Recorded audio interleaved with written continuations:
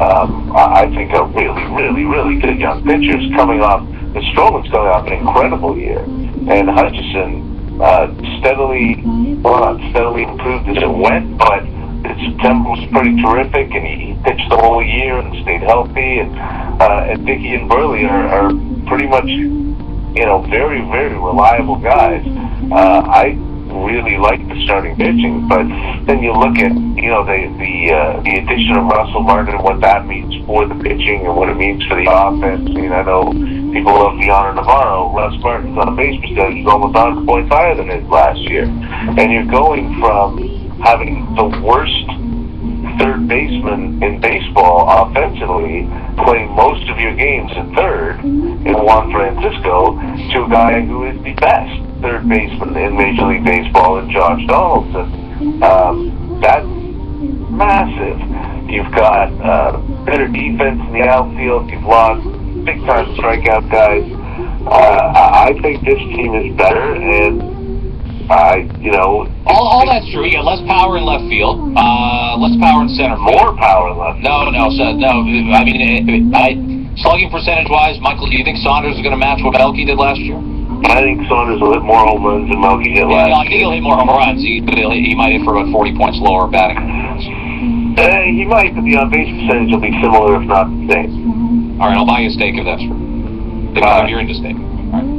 It's interesting with the starting pitchers, and again, it's towing the fine line because you say something good and everyone calls you an apologist or a homer. I feel sometimes I'm the only guy that thinks that Marcus Stroman is right on the verge of being this guy that everybody around baseball talks about. I'm trying to think, maybe I went to 60 games last year. That's 120 starting pitchers at the Rogers Center, Mike. Out of the top 10 performances that I saw, maybe one was from Garrett Richards and one was from David Price, and Marcus Stroman had 4 of those, 5 of those. I think that's incredible.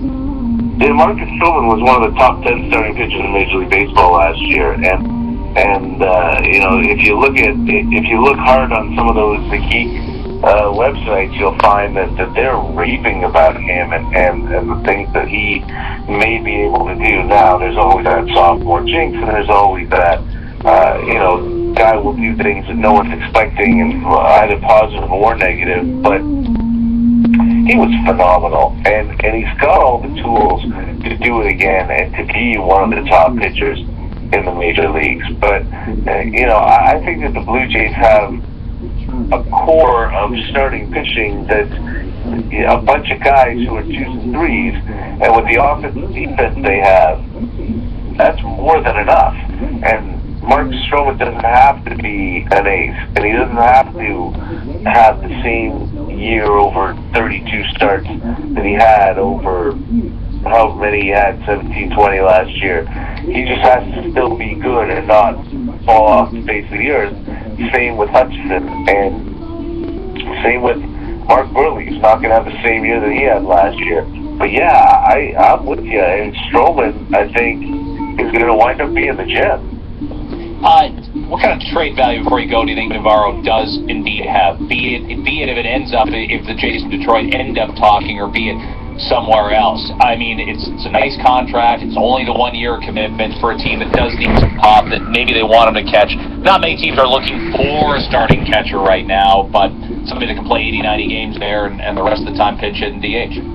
Yeah, I think that what the Blue Jays are doing, and rightly so, is waiting for a team that does need that starting catcher. I mean, Deanna Navarro is a very good hitter for a catcher, but he's not a very good hitter for a DH. Yeah, perfect, exactly. I really do think that, I know there are a few teams with big question marks behind the plate this year, and I think once you get into spring training, once they start playing some games, they will recognize just how big those question marks are, and how much they don't like what they see behind the plate on their team, and that's when the phone calls will happen. Hey, we could use this Deanna Navarro guy.